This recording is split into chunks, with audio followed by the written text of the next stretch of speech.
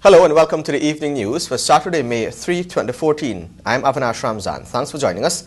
And the headlines. TravelSpan introduces 767-300 aircraft. President Ramotar urges U.S. to halt implementation of lead project. Business icon, national patriot Ronald Webster laid to rest amidst glowing tribute. Guy Succo likely to surpass first crop production target. And Guyana Festival launched with big hopes of boosting local tourism sector. Now for the news in detail. As the August vacation approaches, TravelSpan has introduced its new Boeing 767-300 aircraft to handle the influx of passengers desirous of coming home for the season.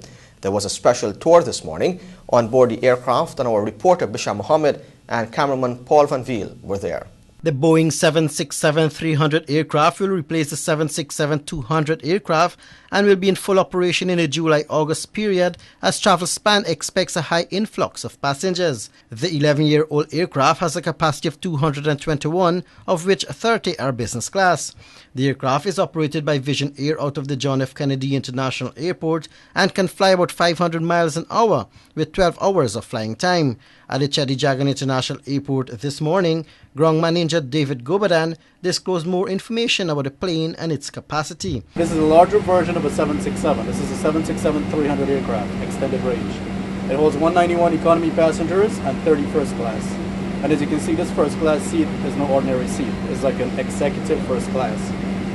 You know, this is one of the major carrier that TravelSpan ever had, major airplane that we ever had, to promote our company.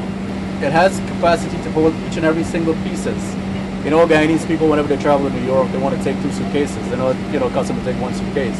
So each and every suitcase that's checked into this carrier, we could take as much as 500 bags of this aircraft. Alan Drowse, an engineer on board the aircraft, also revealed some technical facts about the Boeing jet. I say this is a 767-300 series airplane. The plane with the TravelSpan colors is a 767-200. It's a little shorter than this airplane. And they're good solid airplanes. They fly up to 9-10 hours, 500 miles an hour. This airplane is configured for like 190 plus in coach and 30 in business class. Meanwhile, General Manager Vanita Jagnarin said as the company expands its wings, there will be need for an effective Guyanese flight attendant crew, which is already in the making. We started our process to hire Guyanese flight attendants. We've actually shortlisted about 31 candidates. Unfortunately, the process, the background screening to get approval from FAA, because some of the training will be done in Guyana, some of it will be done in abroad, takes quite a while because, it's screening for basically Guyanese candidates that's being done in the U.S. So, it's taking a bit longer than anticipated, but we expect to have these flight attendants starting training hopefully at the end of this month, if not beginning of next month. So for the summer flights, we should have our Guyanese flight attendants on board. Jagnarin also announced TravelSpan's new route, which has taken effect quite recently. We're adding flights to Port of Spain from Georgetown. So those flights would be every Wednesdays and Tuesdays. Our fare to Trinidad would be $283, tax inclusive. That is way less than the competition currently. And, it's $283 round trip to Trinidad. Those would be Tuesdays and Wednesdays. And we also have up to 5 flights a week for July and August. The airline cites other possible markets but is presently concentrating on bettering its Guyana to New York route and Guyana to Trinidad route. The airline has also introduced flights to the Dominican Republic. Bisham Mohammed, The Evening News. Tributes poured in today as business icon Ronald Daniel Webster was laid to rest. Details in this report. Hundreds today paid their last respects to the business icon and patriot Ronald Webster, who was laid to rest today amidst glowing tributes from business associates, friends, and senior government functionaries. Webster was the sitting chairman of the Guyana Private Sector Commission at the time of his passing. He was remembered mostly today for his sterling contributions he made towards the overall development of the private sector and Guyana's economy, as well as the interest he showed in youths. He was a family man, a devoted husband, father, and grandfather, and was like a father to so many of us at CCI. Mr. Webster was a good friend to so many. He could be counted on and depended on always, whether you needed some counseling, a smoking body, or just to have a cup of coffee with. Ron served his company well, and I may add, was a Queen's College man of quality. Guyana has lost another great son, a great patriot, and we are poorer as a result. Most of all, Ron Webster was a patriot and a most able and devoted servant of the land of his birth and infant nurture. He displayed the finest qualities of what we need most as a nation in Guyanese citizenship: the willingness to work hard, the ability to innovate, the appreciation that little is achieved without effort expended, the willingness to accept and discharge responsibility, the sophistry to communicate effectively with all and sundry, irrespective of rank and status, the boldness to take a position and defend it, even in the face of criticism and opposition. Also speaking at the simple service was the widow of Ronald Webster, who noted that her husband was a very simple man with many qualities, and anyone who met him would have fallen in love with him. The last 2 weeks of his life, I was happy to be there taking care of him.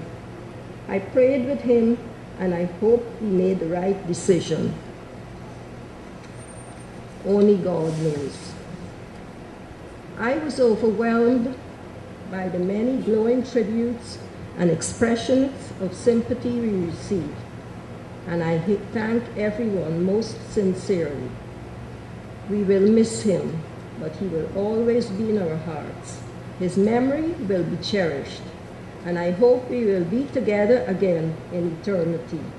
Webster, age 72, passed away at 3:30 a.m. on the 28th of April 2014, losing the battle to cancer. For the Evening News, I'm Gabriela Patram.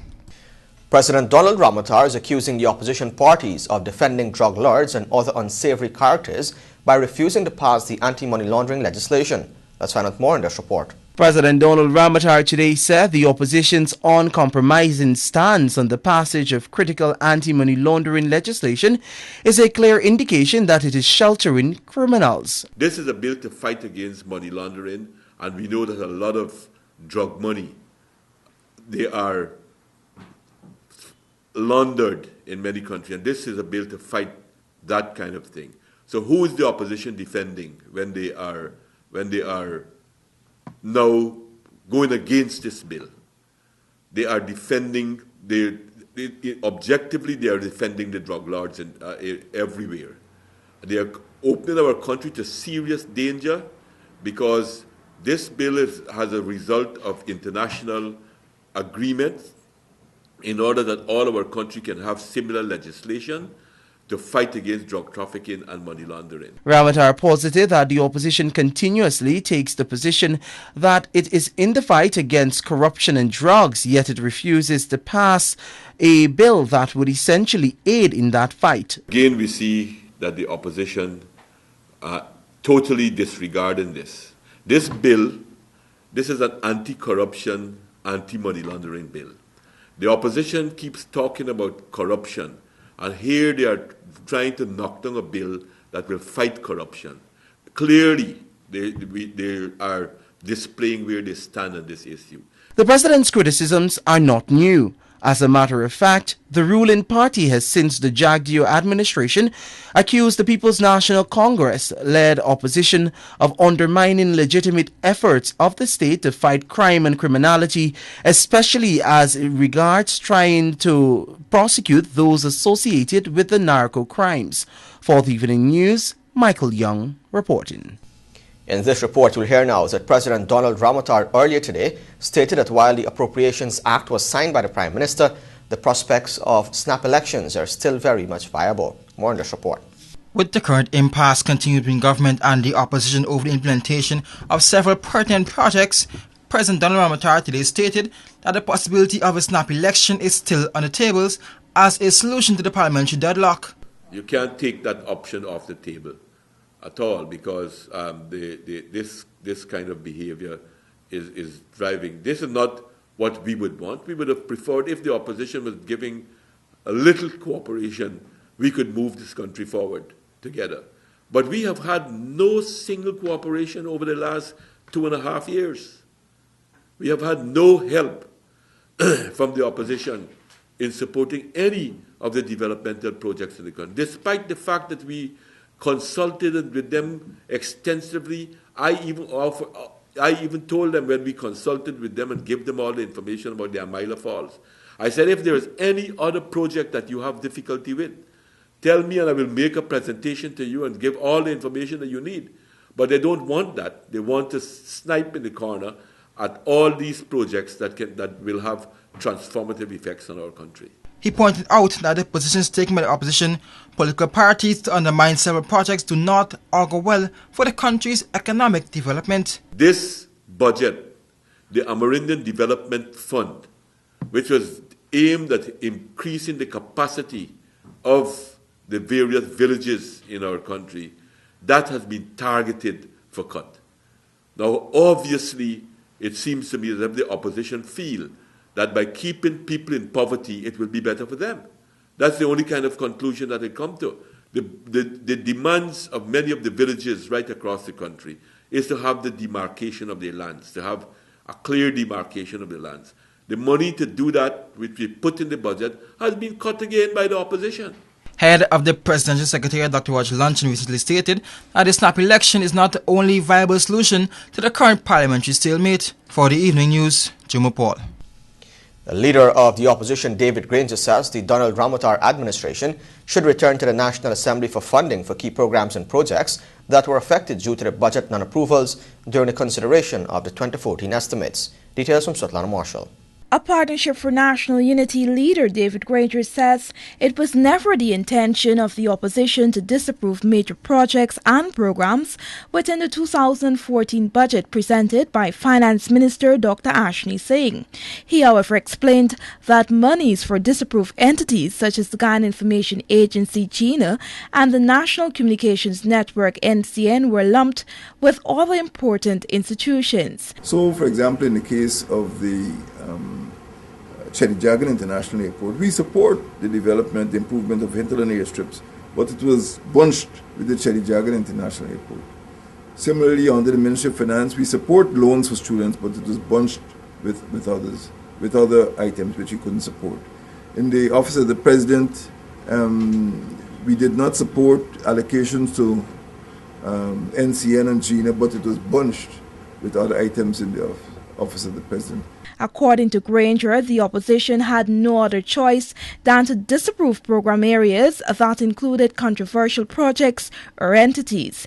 He said while it was never the intention to paralyze government, it simply wanted to register its disapproval.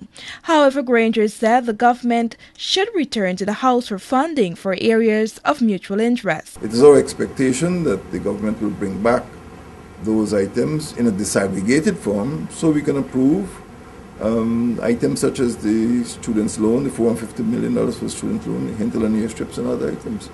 In April, the National Assembly approved an amended 2014 national budget to the tune of $182.5 billion. The opposition disapproved $37.5 billion from the original $220 billion budget after close to 2 weeks of heated debates. Svetlana Marshall for the Evening News. In case you've just joined us, you're watching the Evening News. Stay tuned, more news ahead.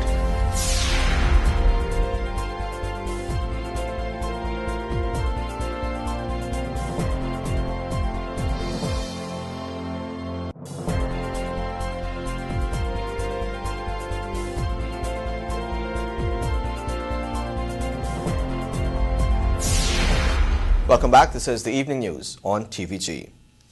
In light of the recent position taken by a Partnership for National Unity, APNU, as it relates to the implementation of the LEAD project, President Donald Ramotar today questioned the opposition's commitment to patriotism.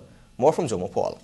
As tensions increased between the governments of Guyana and the U.S. over the implementation of the contentious and controversial LEAD project, President Donald Ramotar today questioned whether the opposition was ready to give up Guyana's sovereignty in order to benefit from aspects of the controversial U.S. initiative. Well, I hope that they wouldn't take that kind of position, because I think that they ought to respect the sovereignty of our country.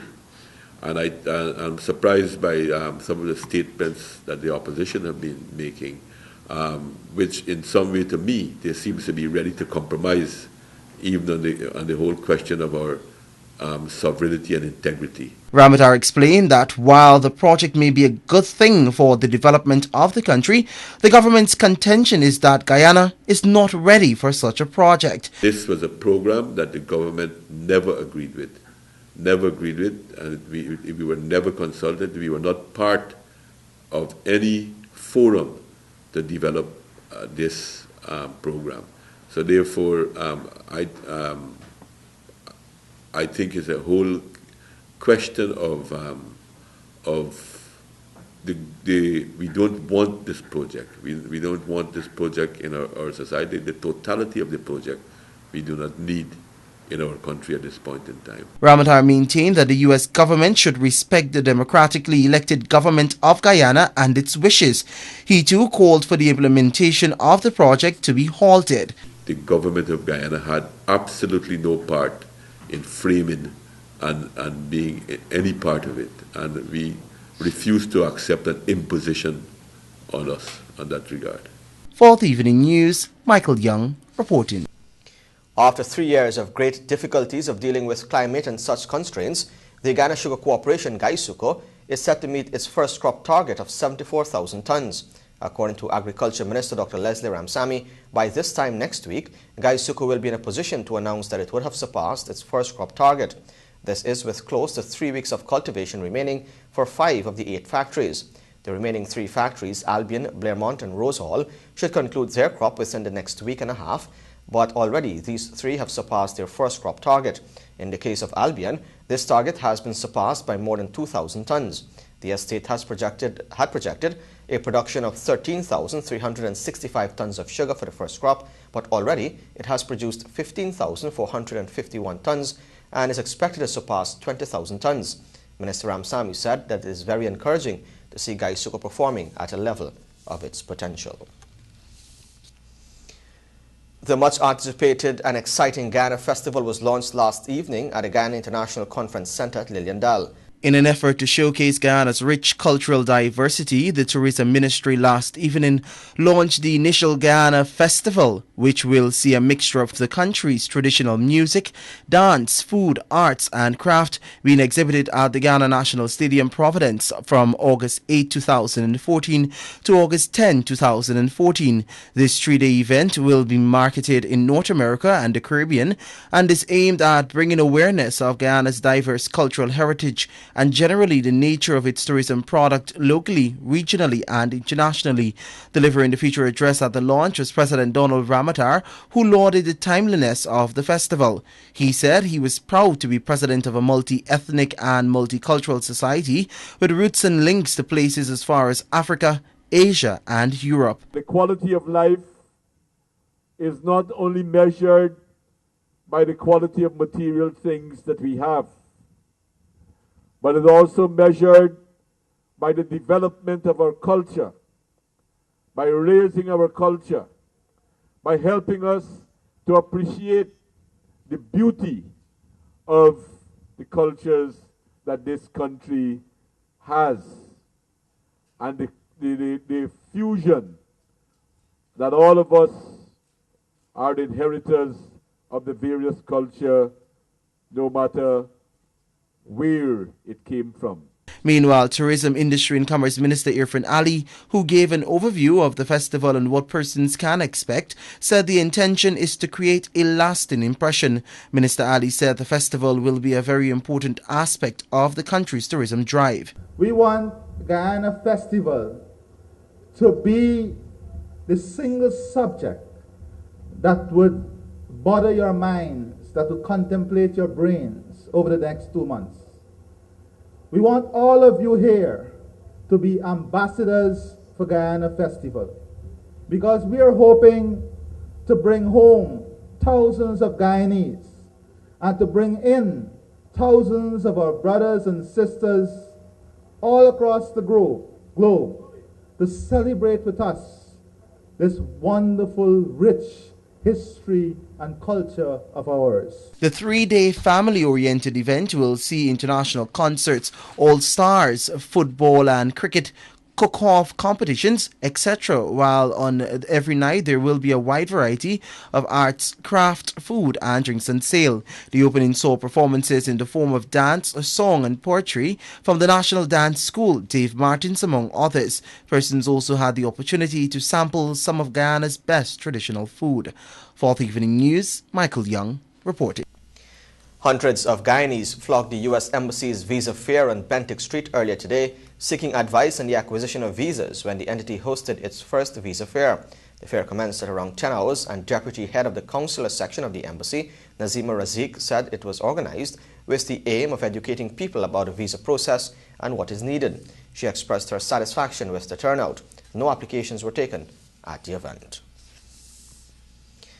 The Health Ministry today ended Vaccination Week in the Americas with a health fair. More from Gabriela Patram. As tensions increase between the governments of Guyana and the U.S. over the implementation of the contentious and controversial LEAD project, President Donald Ramotar today questioned whether the opposition was ready to give up Guyana's sovereignty in order to benefit from aspects of the controversial U.S. initiative. Well, I hope that they wouldn't take that kind of position, because I think that they ought to respect the sovereignty of our country. And I'm surprised by some of the statements that the opposition have been making, which in some way to me, they seem to be ready to compromise even on the whole question of our sovereignty and integrity. Ramotar explained that while the project may be a good thing for the development of the country, the government's contention is that Guyana is not ready for such a project. This was a program that the government never agreed with. And we were never consulted. We were not part of any forum to develop this program. So therefore, I think it's a whole question of we don't want this project. We don't want this project in our society. The totality of the project we do not need in our country at this point in time. Ramotar maintained that the U.S. government should respect the democratically elected government of Guyana and its wishes. He too called for the implementation of the project to be halted.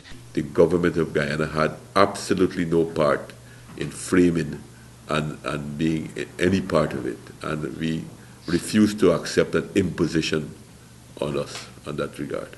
Fourth Evening News, Michael Young reporting.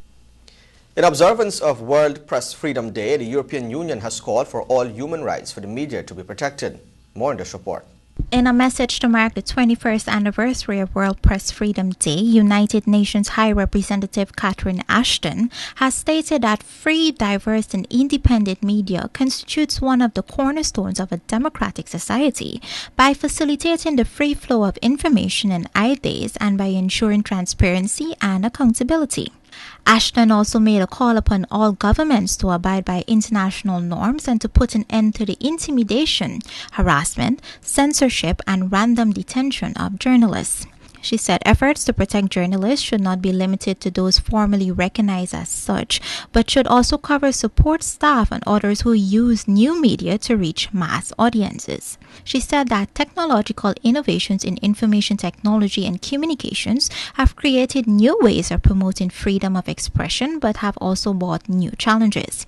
Catherine Ashton stated that the EU will soon adopt the EU guidelines on freedom of expression online and offline. The aim of those guidelines is to address unjustified restrictions on freedom and provide valuable guidance to EU officials and staff across the globe. For the Evening News, I'm Gabriela Patram.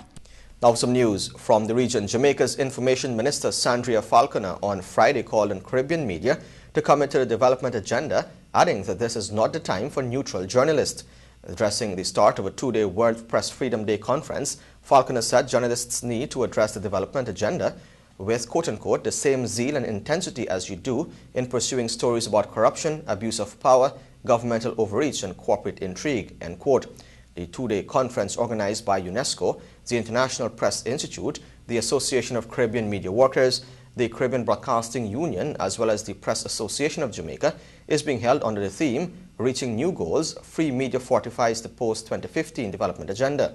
The delegates are discussing a number of issues affecting the media in the Caribbean, including shaping and the enabling environment to achieve freedom of information, and expression in the Caribbean and ending criminal defamation in the Caribbean. Internationally, rescuers in Afghanistan have given up hope of finding any survivors in a double landslide that is feared to have killed more than 2,500 people. They have stopped digging through the earth and mud that swamped a whole village in the remote northeast province of Badakhshan on Friday. Officials now say that the site has become a mass grave for the village of Barik. Aid, including tents, food and water, has begun to arrive for the survivors. They spent Friday night cramped out in near-freezing conditions on the open hillside.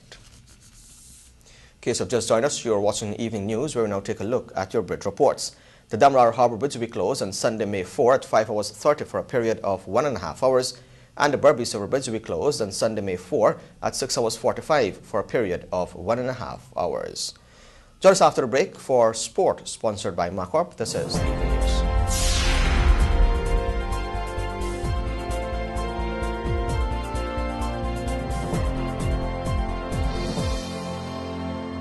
This is the machine you asked for, and it's what we are delivering. Introducing the new CAT D2 series. Improvements made with you in mind. A mechanically controlled engine designed to cope with Guyana's toughest conditions. Lower fuel consumption and less maintenance, which reduces your owning and operating costs. The highest productivity in the market. Robust design, which is built to last. Macorp, the only authorized Caterpillar dealer in Guyana, bringing integrated solutions for your success. Let's build Guyana together.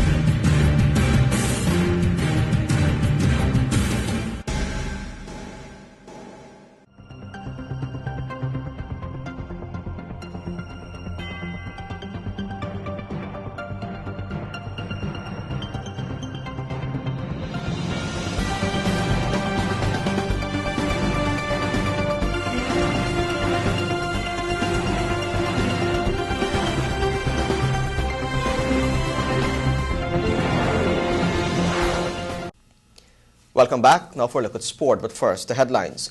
Youth Basketball Guyana to start soon. Mumbai record first win in Indian Premier League, and Rajasthan Royals outplay the Delhi Daredevils. Now for the details, we start off with some basketball news. Youth Basketball Guyana, in collaboration with the National Sports Commission, launched the 9th edition of its school's regional basketball tournament on Friday at the National Resource Centre. Tristan Joseph reports. For the 9th year, schools will begin their journey to the National School Basketball Festival with the hope of winning the coveted title after the launching of the regional tournament. The regional conference will have all of the schools around Guyana competing for a spot in the basketball festival, scheduled for later this year. YBG's director Chris Bowman noted the purpose of hosting the tournament, which is to promote student-athlete development. Director of Sport Neil Kumar, who was also present, gave some insight on the origin of the school tournament, noting it began out of the need for one.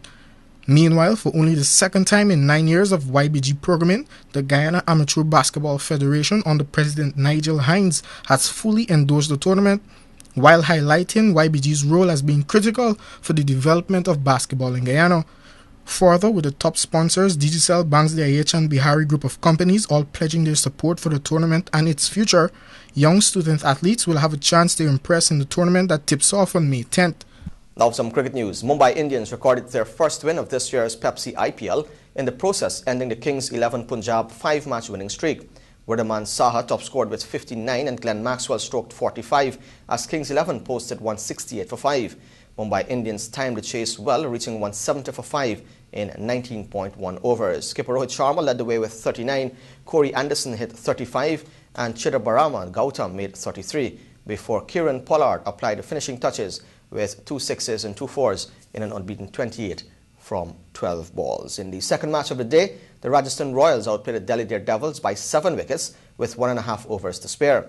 Quinton de Kock made 42 and JP Duminy hit 39 in Daredevils 152 for 5, with James Faulkner and Praveen Tambe getting 2 wickets each. In reply, Rajasthan Royals coasted to victory at 156 for 3, with Karu Nair hitting an unbeaten 73 from 50 balls to lead the chase. Sanju Samson supported with 34. The Pepsi IPL will continue tomorrow with 1 game, and that's the Royal Challengers Bangalore against the Sunrisers Hyderabad. And with that, we've come to the end of sport, which is sponsored by MarCorp. Of course, you can find these and many more stories in tomorrow's edition of the Guyana Times. And here's an invitation to join us on TVG Channel 28 and on Radio Guyana Inc., 89.3 in Essequibo, 89.5 in Georgetown and Varens, and 89.7 in Berbice and Unicary, Suriname. With that, we've come to the end of the evening news for Saturday, May 3, 2014. I'm Avinash Ramzan. On behalf of all of us here, it's bye for now.